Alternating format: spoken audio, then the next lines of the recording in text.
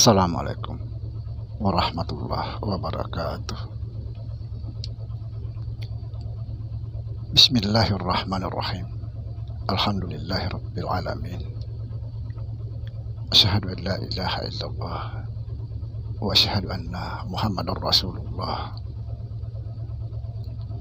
Allahumma la ilaha illa antal awalu wal akhiru wa antal batinu was sahiru.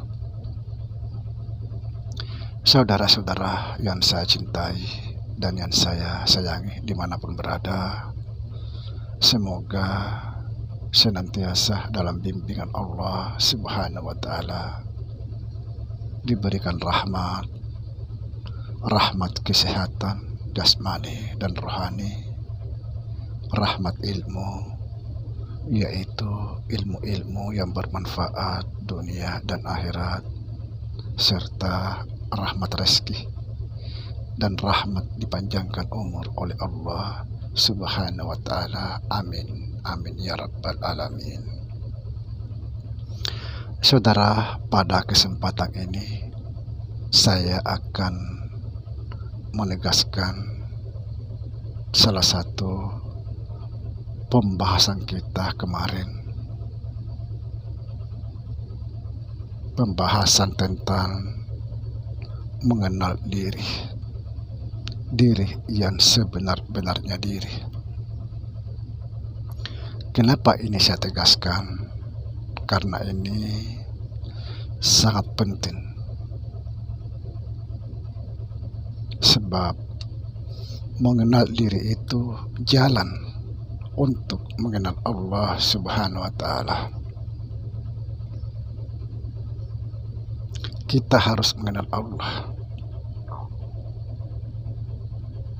Kalau kita tidak mengenal Allah di dunia,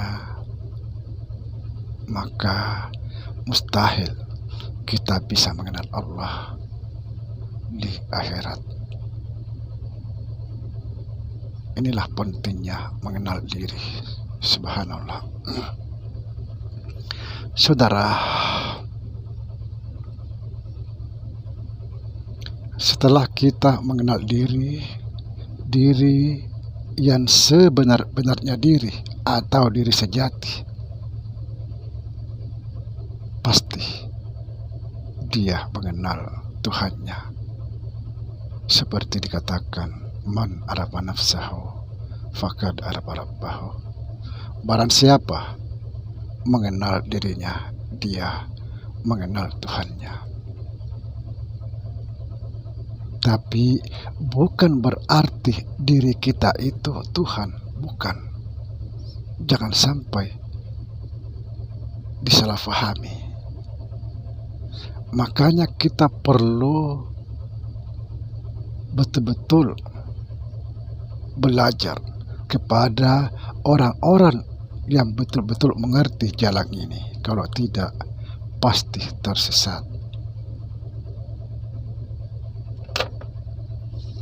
Mari kita betul-betul belajar, saudara, agar kita bisa mengenal Allah.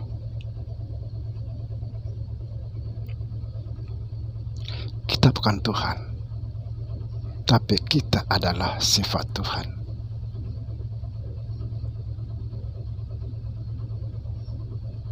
Sekalipun Tuhan mengatakan sifatku itu tidak lain daripada aku, kita tidak boleh mengatakan aku ini Tuhan. Kita ini sifat Tuhan yang bernama Allah. Allah juga bukan Tuhan, tapi dia adalah nama. Allah itu nama segala sifat. Subhanallah. Sekali lagi, sekalipun Allah atau Tuhan itu mengatakan sifatku itu tidak lain daripada aku, kita tidak boleh mengatakan aku ini Tuhan. Tidak boleh, kecuali Tuhan itu sendiri yang mengatakan karena Dia tidak terbatas. Dia yang maha segalanya. Subhanallah. Saudara, setelah kita mengetahui atau mengenal diri kita seperti yang kita bahas semalam, bahwa Muhammad itu nyata adalah insan atau manusia, dan insan itu nyata adalah alam yang besar dan alam yang kecil, artinya meliputi dan diliputi.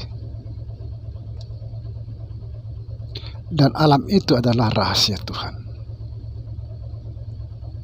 Inilah yang dimaksud, insan itu rahasiaku, akulah rahasianya. Rahasia itu sifatku, sifatku itu tidak lain daripada aku.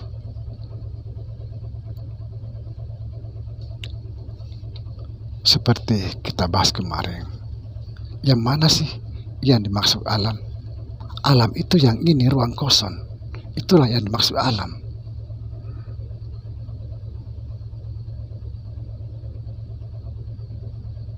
Inilah diri kita.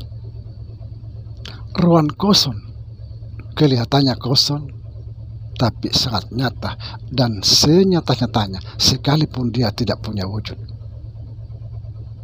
tapi dia nyata. Begitu nyatanya, saking nyatanya, sebelum melihat sesuatu, dia yang terlihat terlebih dahulu, bukan yang lain. Begitu mata terbuka, tidak ada yang terlihat terlebih dahulu kecuali Dia. Inilah yang dimaksud Sayyidina Abu Bakar. Setiap mataku terbuka, tidak ada yang kulihat yang pertama kecuali Allah. Subhanallah. Inilah yang dimaksud kosong tapi ada tapi kosong, nyata tapi tidak berwujud. Subhanallah. Inilah ruang kosong, awal dan akhir segala nafas. Saudara, coba kita perhatikan sebentar keluar masuk nafas. Dari mana nafas itu dan kemana nafas itu kembali? Ya di sini-sini aja.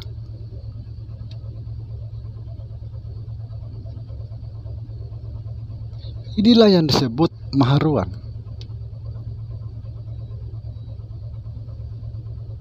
Dan inilah yang disebut tak terbatas. Subhanallah.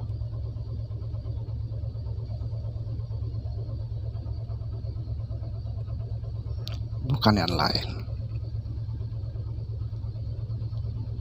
Dan inilah disebut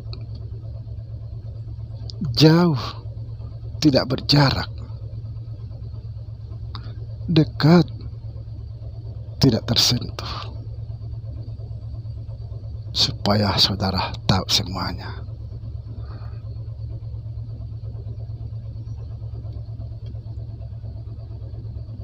Kalau kita tidak belajar, saudara, kita tidak akan pernah tahu. Mari kita belajar kepada orang-orang yang betul-betul memahami jalan ini. Kalau tidak, kita akan pasti tersesat. Karena ilmu ini seperti ada di ujung tanduk. Begitu sedikit lengah, udah sesat. Hati-hati.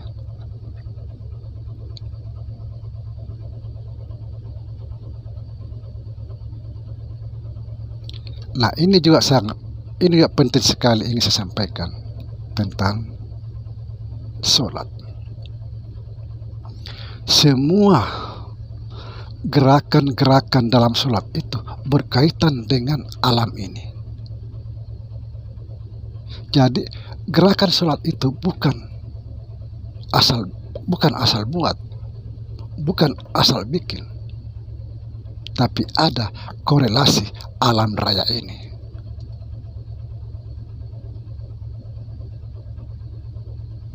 Coba saudara perhatikan, mulai dari takbir. Perhatikan saudara,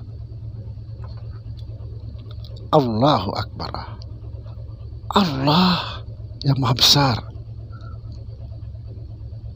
Ini loh maha besar, tak terbatas.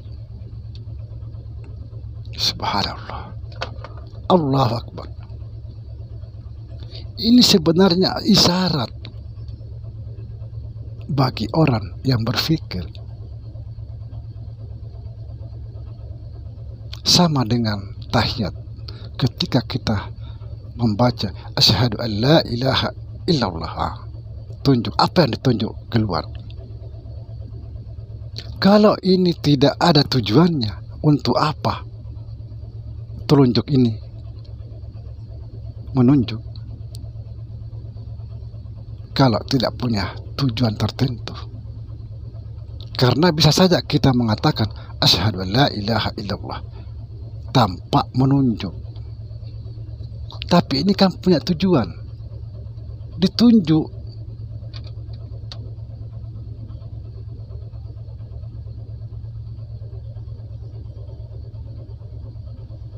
Dan misalnya juga kita ruku, sujud,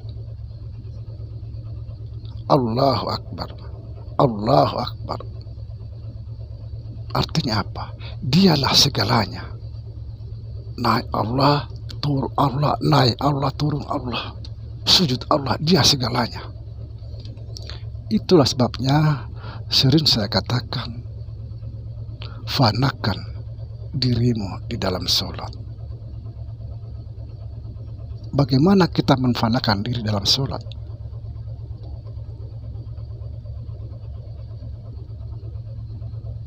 Putus kesadaran tentang diri sendiri dan kita masuk kesadaran tentang Allah Subhanahu wa Ta'ala. Artinya apa?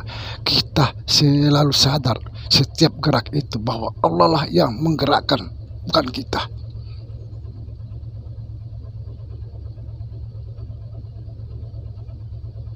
Kalau ini bisa kita lakukan, luar biasa, sekas jempol. Sadar tentang Allah. Kalau kita selalu sadar tentang diri sendiri, lalu kita mengatakan akulah yang berbuat itu dan ini, na'udzubillah summa na'udzubillah.